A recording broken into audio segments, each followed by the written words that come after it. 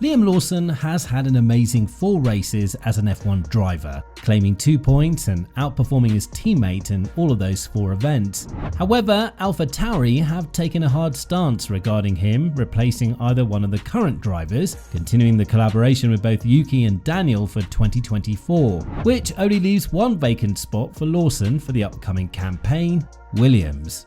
James Vowles has openly expressed his interest in the young New Zealander, and with how poor Sargeant performed in the current season, it seems like a move is on its way and Red Bull can't do anything to stop another one of their drivers slipping directly into their rivals' hands. Now, when it comes to Liam Lawson, the entire F1 world was absolutely caught up in the hype around the Kiwi, as he managed to score the highest finish of an Alpha Tauri driver in 2023, P9, and on the most highly demanding track on the calendar, Singapore. To top that off, he drove amazingly in all kinds of conditions, and the way that he knocked out Verstappen and Perez in Q3 in Singapore only went to show that there is a lot of potential behind his name, and teams are now caught in a very interesting and rather head-aching situation of whether or not they should be considering him as their starting driver. These teams, however, are narrowed down to 2 from the entire grid, Williams and Alpha Tauri, and that number has just lowered down to 1, the UK-based squad. Alpha Tauri have decided to move on with their current lineup in 2024, and while that seemed a bit disappointing, especially after what Lawson has shown he's capable of in just 4 races and the worst car on the grid, it seems like Williams are ready to grab the opportunity and go for this move. Now, the current situation in Williams is more than clear. They're operating with one hand tied behind their back, as Sargeant has brought nothing but trouble for them in his rookie season. Lawson, on the other hand, was also the better driver in F2 in the previous season when they were rivals, and what adds fuel to the fire is that the American native driver is one of the drivers that cost his team the most when it comes to damage repairs, which is definitely bad news considering the fact that his team entered the season with the lowest budget from the entire grid. And this is not where everything ends. Alex Albon has been able to score 21 points and single-handedly propel his team to 7th place in the Constructors' Championship, which is a rise of 3 places compared to the previous disastrous season. And that adds a ton of money for the upcoming campaign for Williams to develop their car and upgrade their facilities, something that they desperately need in order to get themselves back in the midfield. But what they also need is a solid second driver, one that could regularly score points and be up there with Albon, pushing the Thai driver to his limits and achieving even better results than he is right now. Liam Lawson has stated loud and clear that while he understands the move of Alpha Tauri to continue with the lineup that they have right now for 2024, his goal is not to be a reserve driver in 2024. Now that he's tasted what it feels like to be a full-time F1 driver, he won't settle for anything less than that. When talking about this matter, the Kiwi said, "I wouldn't be happy to go back to being reserve. Obviously, I know how hard it is to get into Formula 1 and I understand that it can be really difficult sometimes. So obviously what will happen will happen. I haven't really thought about it too much, I'm just trying to make the most of this." And Lawson has made a solid case for himself because he's being called out of nowhere, just like De Vries last year, and made an absolute banger from the first 4 races, even though he drives the worst car on the grid as well. While the qualifying performance has been somewhat near Tsunoda, the race pace is definitely going more towards Lawson's favour, even though we need to be fair and say that in 2 of their 4 shared races as teammates, Tsunoda has retired prematurely in Monza and Singapore due to crashes that weren't his fault. Regardless, this doesn't mean that Lawson doesn't deserve the seat in Alpha Tauri, and at the age of 21, the sky's the limit for the Kiwi.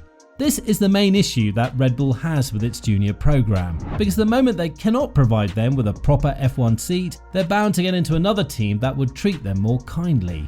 Right now, Williams seems as the best squad for Lawson's talent, and their team principal James Vowles has been nothing shy of admitting that Lawson is on the shortlist of making it as a starting driver in 2024, even though the team is still willing to give Sargeant more time to adapt in the new environment.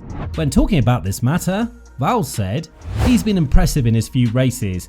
Obviously, if we wind it back a bit, Logan and him were teammates back in F2 and both finished nigh on together in the F2 Championship. So we have a direct comparison of the 2 of them in that environment. What we don't have at the moment is that it's different cars, different situations.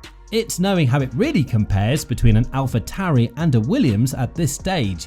Nonetheless, to keep his head in Singapore was a strong job. What will be interesting is just simply Red Bull having a number of drivers with just 2 seats. It'll be interesting to see where they go with their decision making now. Well, one thing is for sure, the majority of the F1 community are desperate to see Liam Lawson as a starter in 2023, because not only did he manage to score 2 points in his 3rd race on the grid, but he was also very consistent during qualifying and racing, and was constantly hanging around the points in these 4 events. For example, he finished 11th in Suzuka, 1 place ahead of his teammate, and in Monza as well, so with a bit of luck, these races could have brought 2 additional points to his name. The reason as to why Ricciardo is staying is more or less obvious. His PR impact on the team is massive, and he's there to boost the popularity of the team and bring a lot of sponsors, as well as share his experience as an 8-time race winner in order to bring Alpha Tauri back in the midfield like in 2020.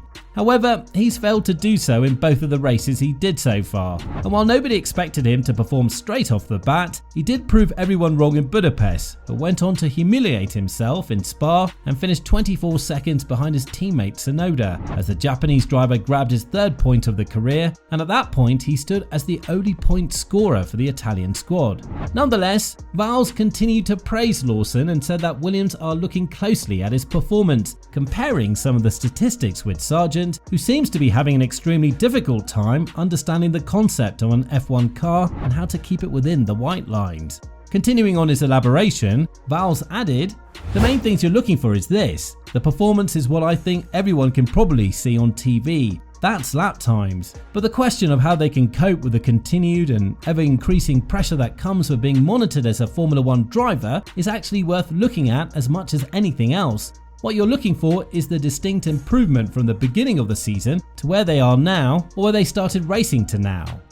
And the financial factor is not one that we can pretend doesn't exist. It's commonly known that Sargeant brought massive financial injection to Williams with his signature, which is why they might consider developing his talent to a further extent and not show him the exit door right away. However, there comes a point where you need to ask yourself whether Sargeant will have the motivation to keep pushing if his team becomes too reliable on his sponsors, and this is something that can definitely go in Lawson's favour. However, Christian Horner believes that the UK-based team won't settle down for a driver who would practically drive for them for 1 season only.